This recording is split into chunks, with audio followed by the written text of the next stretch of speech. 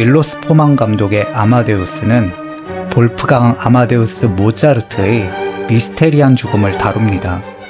지휘자 네빌 마리너가 음악 감독을 맡으며 2시간 40분의 러닝타임 동안 모차르트의 음악들로 빼곡하게 채워진 아마데우스에서는 영화 내내 거의 전적으로 모차르트의 음악들이 흘러나오는데 유일하게 모차르트가 아닌 다른 작곡가의 음악이 등장합니다.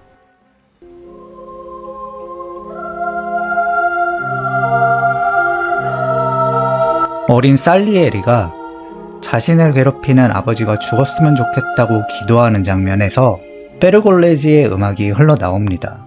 While my father prayed earnestly to God to protect commerce. 페르골레지는 26세의 젊은 나이에 요절하였지만 사망 직전 스타바트 마테르를 완성합니다. 스타바트 마테르는 중세 말기에 등장하여 알렉산드로 스카를라티와 같은 초기 바로크 시대나 안토니오 비발디, 도메니코 스카를라티, 페르골레지와 같은 중기 바로크 작곡가들 사이에서도 각광을 받았으며 로시니나 드보르작과 같은 19세기 작곡가들도 훌륭한 작품을 남길 정도로 오랜 세기에 걸쳐 사랑받아온 기독교 음악입니다. 의례용 종교 음악인 스타바트 마테르는 정해진 틀이 있습니다. 주로 소프라노와 알토 혹은 그에 준하는 카운터 테너 같은 여성 음역대의 솔리스트들의 독주곡 및 이중창곡으로 구성됩니다. 스타바트 마테르는 첫 번째 곡인 스타바타 마테르 돌로로사를 대표로 12곡에서 20곡 정도의 곡들로 구성된 모음곡입니다. 스타바타 마테르의 첫 곡인 스타바타 마테르 돌로로사는 슬픔에 찬 성모가 서 계시고 라는 뜻으로 요한복음 19장 25절을 근거로 합니다.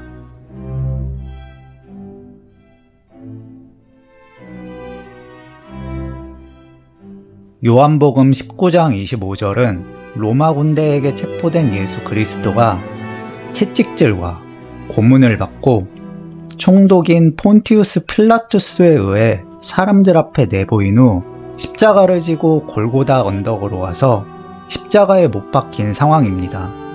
십자가에 못 박힌 직후 십자가에 못 박힌 예수 그리스도의 곁을 성모 마리아가 지키는 상황을 첫 번째 곡으로 하는 스타바타 마테르는 테오토코스, 즉 신의 어머니인 성모의 입장에서 자신의 아들인 예수 그리스도가 죽음에 이르는 과정과 그 과정에서 성모가 느끼는 비통한 감정을 전달하여 사람들의 종교적 신앙심을 고취시키며 성모의 예수 그리스도에 대한 사랑을 강조하는 목적입니다. 스타바타 마테르는 두 가지 중요한 의미를 지니는데요. 첫 번째는 그리스도의 순환의 전체 역사 중 예수 그리스도가 십자가에 못 박히는 가장 절정의 순간을 다루고 있다는 겁니다. 두 번째는 성모의 입장에서 전개되기 때문에 성모가 중심에 놓이는 음악 형식입니다. 그래서 다른 어떠한 기독교 음악들보다도 예수 그리스도와 성모 마리아와의 관계가 돋보입니다. 그리스도가 십자가에 못 박혀 죽음을 맞이하고 이에 대해 성모가 비탄에 빠진 장면을 묘사한 여러 미술 작품들이 존재합니다.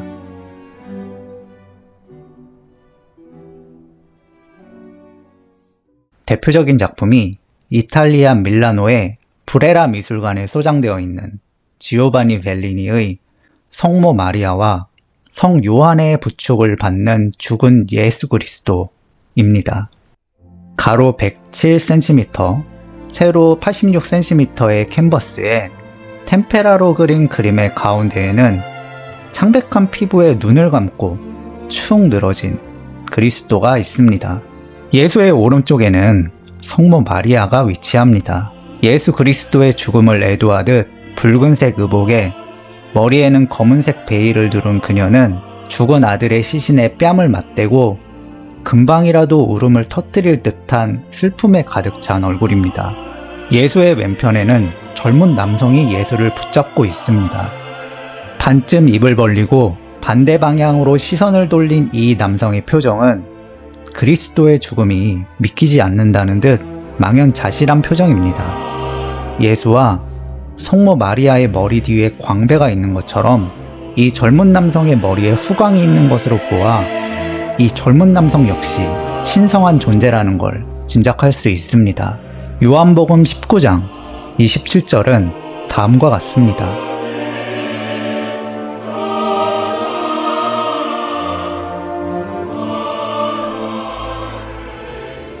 여기서 등장하는 제자는 그리스도의 12제자 중 한 명으로서 요한복음의 저자인 성 요한입니다. 예수의 제자 성 요한은 그리스도가 체포되었을 때부터 아들의 행적을 따라갔던 성모 마리아의 곁을 지킨 인물입니다. 지상에서의 마지막 순간에 그리스도는 세상에 홀로 남겨질 자신의 어머니를 자신 대신 돌봐줄 대상으로 성 요한을 지목했기에 그리스도의 시신이 성모에게 인계되었을 때 그녀의 옆에서 예수를 부축하는 인물로 성 요한이 등장하는 건 자연스럽습니다. 벨리니는 요한복음의 내용에 비교적 충실하게 그리스도의 시신이 성모에게 인계된 상황을 묘사하였습니다.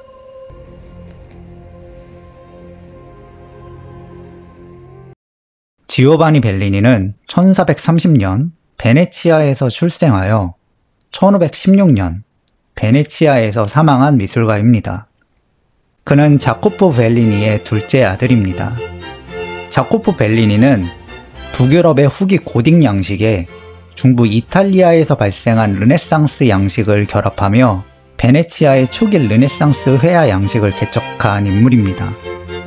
그는 아들 둘과 딸 하나를 두었는데 둘째 아들 지오바니뿐만 아니라 첫째 아들 젠틸레 벨리니 역시 화가로서 상당한 명성을 누렸습니다. 고명딸인 니콜로시아는 미술가인 안드레아 만테냐에게 출가시켜 자코포 벨리니는 미술가 일가를 이루는 데 성공하였습니다. 형인 젠틸레 벨리니와 처남인 만테냐가 베네치아를 벗어나 만토바, 로마와 같이 이탈리아 중북부 내륙 지역이나 오스만 투르크로 진출했던 것과 달리 지오바니 벨리니는 평생을 베네치아 내에서만 활동하였습니다. 당시에는 형 젠틸레 벨리니나 처남인 만테냐의 명성이 지오바니 벨리니보다 더 높았지만 오늘날에는 이들 중 지오바니 벨리니가 가장 높은 평가를 받습니다. 벨리니 가문의 사람들은 당시로서는 이례적으로 장수했는데 그중 지오바니 벨리니는 가장 오래 살았습니다. 그는 단지 오래 산 데 그치지 않았습니다. 대부분의 미술가들이 잠깐 반짝하고 점차 기량이 떨어지거나 매너리즘에 빠져 자신에게 명성을 안긴 방식을 기계적으로 답습하지만 지오바니 벨리니는 놀랄 정도의 개방성과 포용성을 보여줍니다. 지오바니 벨리니가 70대가 되었던 1500년경에 지오르지오네라는 젊은 미술가가 당시 베네치아 미술계에 혁신을 가져왔습니다. 부드럽고 감각적인 표현 방식에 인물과 자연이 완벽하게 조화를 이룬 표현, 종교화에서 풍경에 대한 묘사를 더욱 강조하는 전혀 새로운 방식으로 풍경화라는 장르의 탄생을 예고하거나 이상적인 자연 환경에서 휴식을 즐기는 젊은 남녀의 모습을 담은 아르카디아라는 새로운 회화 유형을 제시하면서 지오르지오네는 베네치아 미술계에 충격을 선사하였습니다.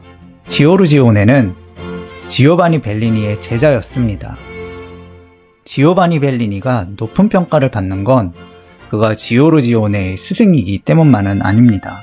자신의 문화에 있었던 제자 지오르지오네의 혁신을 스승인 지오바니 벨리니 역시 과감하게 수용하여 자신만의 노련한 방식으로 재해석하였다는 겁니다. 내가 가르친 애가 나보다 잘났으면 얼마나 잘났겠냐 라는 꼰대 마인드가 아니라 이 친구가 난 놈이라는 걸 인정하고 제자의 장점을 적지 않은 나이에도 적극 수용하며 끊임없이 변화를 추구했다라는 것 자체가 대단합니다. 페르골레지가 음악적 천재성에도 불구하고 26살의 젊은 나이에 사망했던 것과 마찬가지로 지오르지오네는 1510년 30살 정도의 젊은 나이에 사망합니다. 지오르지오네가 사망할 당시 티치아노는 커리어를 막 시작하던 시점이었습니다. 이 시기 티치아노는 독자적으로 작업을 맡기도 했지만 스승이었던 지오르지오네와 함께 공동 작업을 주로 했습니다. 그래서 지오르지오네의 말기 작품과 티치아노의 초기 작품은 어디서부터 어디까지 지오르지오네나 티치아노가 작업했는지 명확하게 구분하기 어렵기도 합니다. 그러던 중 1510년 지오르지오네의 갑작스런 죽음으로 남겨진 작업들은 지오르지오네를 대신해서 스승인 지오바니 벨리니가 티치아노의 후견인을 자처하며 참여하였습니다. 지오바니 벨리니는 16세기 베네치아 미술을 절정에 올려놓는 두 천재인 지오르지오네와 티치아노 모두를 키워낸 인물이자 제자들의 혁신을 과감하게 수용하여 그 스스로도 베네치아 전성기 미술의 주인공이기도 했던 대단한 미술가입니다. 성모 마리아와 성 요한의 부축을 받는 죽은 예수 그리스도는 1460년 완성된 지오바니 벨리니의 초기 걸작입니다. 1460년은 아직 벨리니가 30살 정도밖에 안 된 상황으로서 완숙기에 접어들기 전입니다. 하물며 이때는 초기 르네상스 시대로서 아직 전성기의 고전적 미학이 완성되기도 전이죠. 벨리니는 성모 마리아와 성 요한의 부축을 받는 죽은 예수 그리스도에서 중세 미술의 전통을 최대한 존중하면서 르네상스라는 새로운 시대의 미학을 수용하면서 전성기 르네상스 미학에 상당히 근접하고 있습니다. 예수 그리스도와 성모 마리아, 성 요한의 자연스러운 신체 비례, 세 인물의 뒤로 보이는 풍경은 비록 완벽한 원근법 처리는 아니지만 같은 시기의 작품들보다 세련되게 구현되어 그림에서 깊이감을 충분히 느낄 수 있습니다. 무엇보다도 아들의 죽음을 마주한 성모 마리아의 슬픔에 대한 표현은 이 그림의 백미입니다. 성모의 얼굴에서도 충분히 슬픔의 감정을 느낄 수는 있지만 그 감정은 16세기의 후기 르네상스 혹은 매너리즘이나 17세기 초기의 바로크 미술에서의 폭발적인 감정과는 확연히 다르게 고요함에 가까운 절제된 슬픔입니다. 그리스도의 죽음은 기독교 역사에서 가장 비극적인 순간이자 신의 어머니로서의 성모 마리아의 인생에서도 가장 슬픈 사건입니다.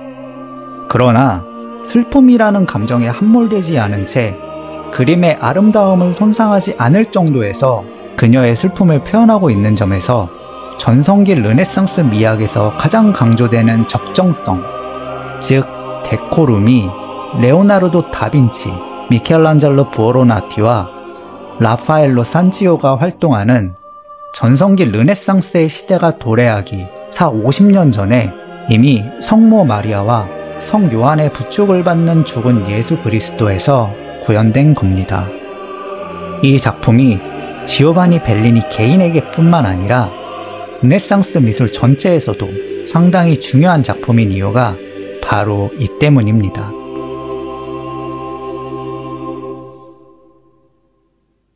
지오바니 벨리니의 성모 마리아와 성 요한의 부축을 받는 죽은 예수 그리스도는 이 긴 제목보다는 일반적으로 작품이 위치한 미술관의 명칭을 따 브레라 피에타로 불립니다.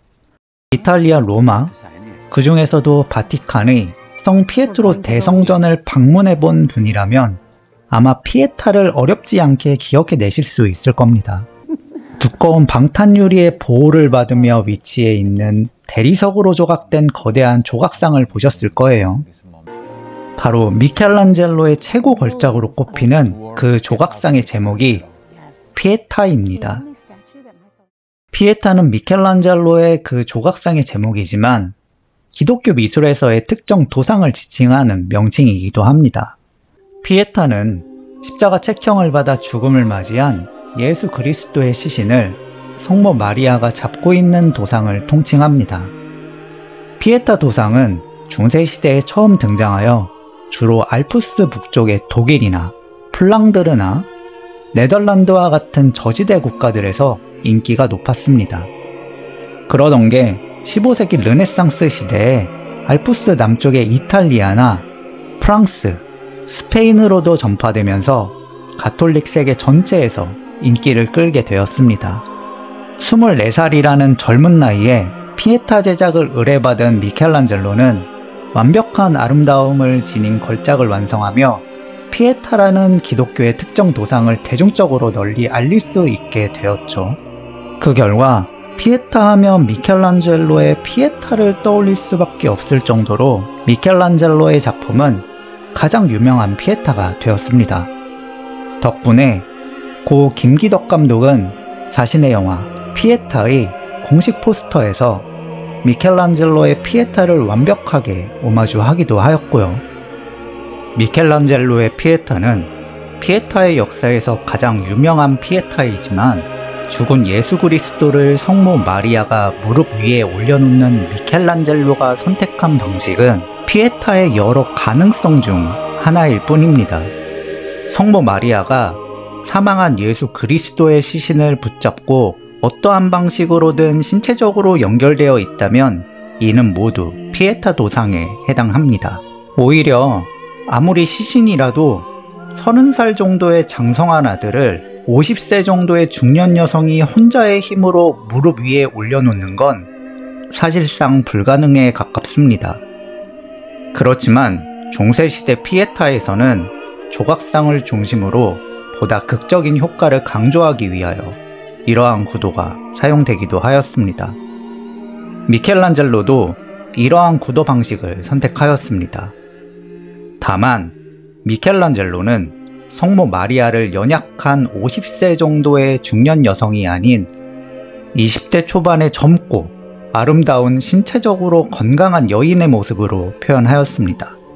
그렇지만 이미 당시 사람들도 그리스도의 죽음이라는 사건 발생 시점과 맞지 않게 성모가 지나치게 젊게 표현된 걸 지적하곤 했습니다. 그때마다 미켈란젤로는 성모 마리아는 성처녀로서 영원히 순결한 존재로서 늙지 않는 초월적인 존재라고 답하곤 했습니다. 이러한 이유도 있겠지만 성모가 젊고 건강한 여성이어야 장성한 아들의 시신을 홀로 감당하는 게 납득될 수 있게 됩니다. 기독교는 431년 개최된 에페소 공의회에서 성모 마리아를 일찌감치 신의 어머니, 즉 테오토코스로 인정하며 성모 마리아를 가장 중요한 성인으로 선포합니다. 그 여파로 초기 중세 때부터 아기 예수와 성모가 동시에 등장하는 종교 미술이 조성됩니다.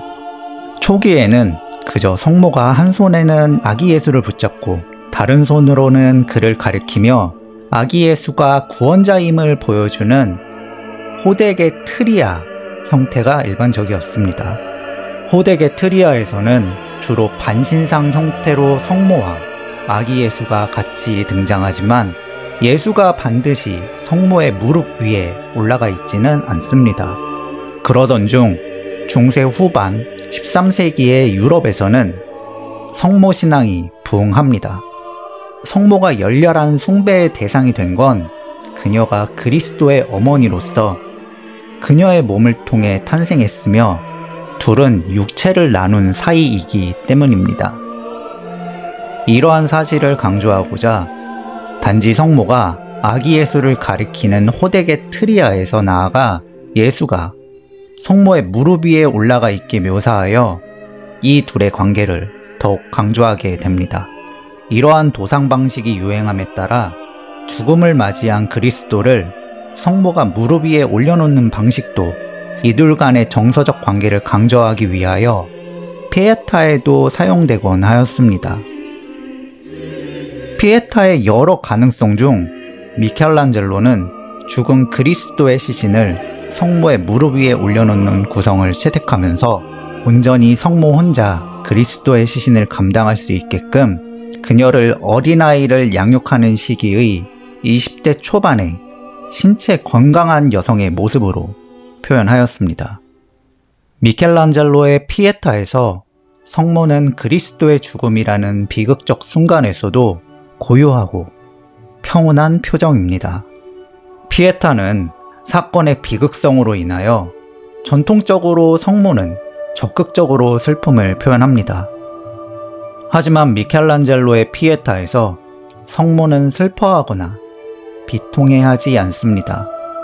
신약에서는 그리스도가 끔찍한 고통을 받았다고 서술하지만 미켈란젤로의 조각상에서는 여인의 품에 안겨있는 인물이 십자가에 못 박혀 죽은 그리스도라는 걸 알릴 수 있는 최소한의 장치로 오른손에 못자국만을 표시할 뿐 그리스도의 시신은 거의 상처 하나 없을 정도로 매끈합니다.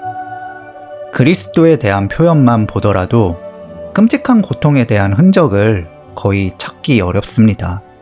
그러므로 성모가 슬픔에 가득 찰 이유도 마땅히 없습니다.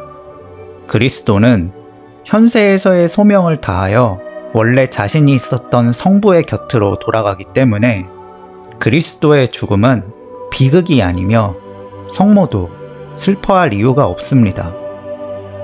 그리스도를 원래의 자리로 되돌려 넣는 이 감동적인 의식을 주관하는 주체는 성모 마리아입니다. 미켈란젤로는 피에타에서 피에타의 새로운 의미를 부여하였고 동시에 르네상스 특유의 고요함의 미학에도 도달하였습니다.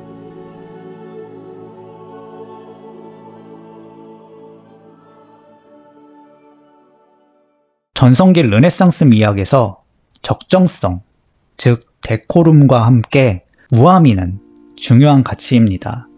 우아미는 격정적이거나 비극적인 순간에서도 인물들은 기품을 잃지 않으며 평온하고 고요한 표정을 유지하면서 감정을 드러내지 않았을 때 완성된다고 여겨졌습니다. 그리스도의 순환이라는 비극적 순간에서도 인물이 슬픔이나 비통함 등 자신의 감정을 있는 그대로 드러내는 건 우아미를 해치며 미학적으로 적절하지 않다고 생각됐습니다. 슬픔에 빠져 눈물을 왈칵 쏟아내면 인물의 얼굴에서의 아름다움이 훼손되어 사람들에게 아름다움에 대한 감정을 고취시킬 수 없다고 본 거죠. 이는 십자가 책형으로 목숨을 잃은 예수 그리스도의 시신을 넘겨받은 성모 마리아라고 해도 예외는 아니었습니다. 성모 마리아의 두 눈에 눈물이 흘러 넘치거나 눈물이 가득 찬 눈동자를 보이는 건 고요함의 미학으로 점철되는 우아미를 해치는 표현으로 여겨졌습니다. 슬픔에 빠진 성모 마터 돌로로사는 슬퍼하지만 감정적으로 절제해야 합니다. 왜냐하면 성모 마리아는 인류 역사에서 가장 이상적이며 완벽한 여성, 귀부인들 중 최고의 귀부인이기 때문입니다.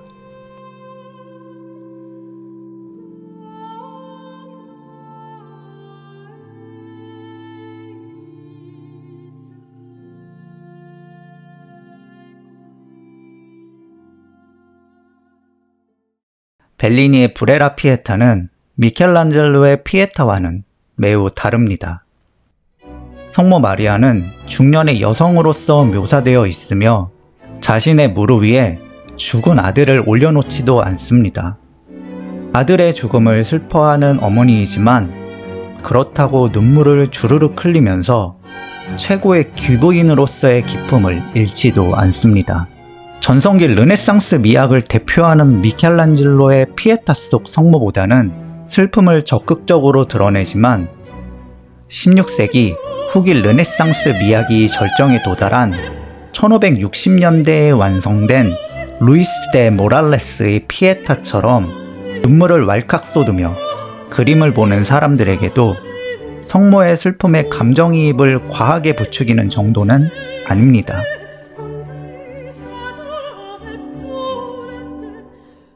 브레라 피에타를 그리기 전인 1455년에도 벨리니는 피에타를 그렸습니다.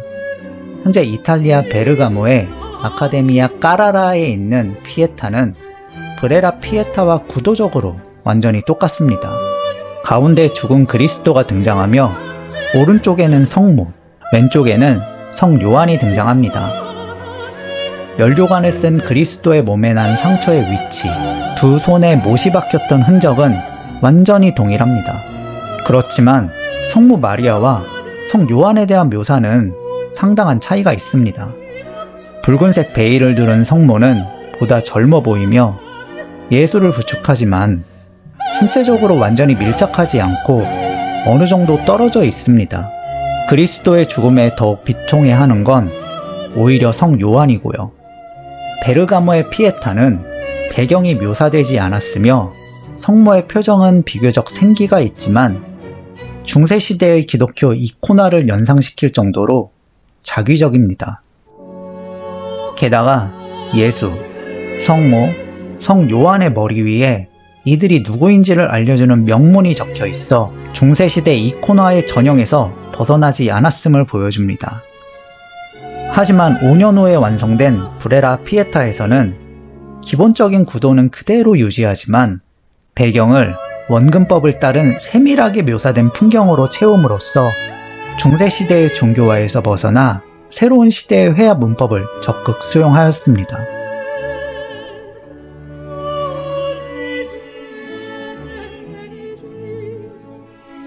게다가 성 요한의 얼굴을 예수와 반대편으로 돌리도록 바꾸고 성모를 30살 정도의 아들을 둔 중년 여성의 모습에 걸맞도록 묘사하였습니다. 성 요한이 예수와 신체적으로 멀어진 대신 성모는 더욱 가깝게 수정되었습니다. 이 과정에서 성모가 예수 그리스도와 뺨과 뺨을 맞대는 모습을 선택하였고요. 중세 후기 정교회에서는 성모 마리아와 아기 예수가 뺨을 맞대는 종교화인 엘레우사가 등장하여 정교회 지역 전체로 퍼졌습니다. 엘레우사는 성모 마리아와 예수와의 정서적 유대감과 성모 마리아의 모성을 강조하면서 신인 예수와 인간을 대표하는 성모와의 신과 인간과의 사랑을 표현하는 도상입니다. 처음에는 정교회에서 유행하던 엘레우사는 중세 말기, 르네상스 초기에는 동방교회를 넘어 서방교회로 확산되었습니다. 특히 지중해 무역의 중심지인 베네치아는 이탈리아 및 서유럽의 다른 어떠한 지역보다도 동방교회 권역들과 활발하게 교류하였습니다. 게다가 1453년 5월 29일 콘스탄티노플이 오스만 투르크에 의해 함락되어 천년왕국인 비잔티움이 멸망하며 기독교도 난민들이 대거 서유럽으로 밀려 들어왔습니다. 그 결과 고대 그리스의 철학 및 문학과 더불어 종교의 문화도 유입되었죠. 예수와 성모가 뺨을 맞대는 엘레우사 도상 역시 15세기 중반 서유럽 사회에 본격적으로 전파되었습니다. 베네치아에서 나고 자란 이제가 30살이 된 지오바니 벨리니는 1460년 다시 한번 성모와 성 요한이 동시에 등장하는 피에타에서 1455년의 피에타와 달리 정교회의 엘레우사 도상처럼 성모와 예수가 뺨과 뺨을 맞대는 모습을 도입하여 자연스럽게 융합시켰습니다. 벨리니의 선택은 대단히 성공하였고 피에타가 지닌 의미를 더욱 부각시켜서 성모와 예수와의 관계, 그리스도의 죽음에 대한 성모의 슬픔을 절제해서 표현하지만 성모가 느끼는 비통함과 안타까움을 더욱 잘 전달할 수 있을 뿐만 아니라 기독교 전통에서 성모가 지닌 중요성을 더욱 분명하게 제시할 수 있었습니다. 브레라 피에타를 통하여 벨리니는 그저 피에타라는 특정 기독교 도상 내에서만 성공을 거둔 것은 아닙니다. 이 작품으로 자신만의 독자적인 스타일을 구축하였고 전통을 존중하면서 새 시대가 요구하는 미감의 적절한 절충점이 무엇인지를 입증한 벨리니는 교회나 귀족들로부터 여러 종교적 주제의 작품들을 의뢰받으면서 종교 화가로서의 역량을 확대해 나갈 수 있었습니다. 이를 기반으로 초상화와 같은 세속적인 그림들까지도 주문받으면서 자신의 활동 반경을 넓힐 수 있었고 베네치아 미술계에서 매우 중요한 인물로서 자리를 잡아 나갈 수 있었습니다. 그렇게 그는 1516년 죽기 직전까지 왕성한 창작 활동을 지속해 나갑니다. 거의 60년 동안 이어지는 지오바니 벨리니라는 미술가의 전설이 시작된 건 바로 이 성모 마리아와 성 요한의 부축을 받는 죽은 예수 그리스도, 일명 브레라 피에타입니다. 예수 그리스도의 순환의 전체 역사에서 십자가에 못 박혀 죽음을 맞이하고 십자가에서 내려오는 한나절의 사건을 성모를 중심으로 노래하는 음악 장르를 스타바트 마테르라고 합니다. 십자가에 못 박혀 죽은 그리스도의 시신을 성모가 잡고서 신체적으로 예수와 성모가 연결되어 있어서 그리스도의 희생에서 성모 마리아의 중요성을 강조한 도상을 특별히 피에타라고 합니다. 스타바트 마테르가 서양의 종교음악 전통에서 매우 중요하며 뛰어난 작곡가들이 걸작을 남겼듯 시각미술에서는 대단한 거장들이 뛰어난 작품들을 남김으로써 피에타를 불멸의 기독교 미술 장르의 반열에 올려놓았습니다.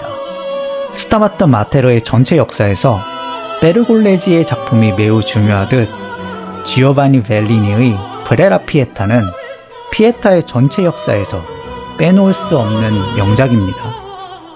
대표적인 계몽주의 철학자 장자크 루소는 베르골레지의 스타바트 마테르에 대하여 가장 완벽한 아름다움의 모델이라며 극찬하였습니다. 이탈리아 르네상스와 바로크 미술의 대가인 미술사학자 로베르트 롱기는 브레라 피에타에 관하여 이렇게 평가하였습니다.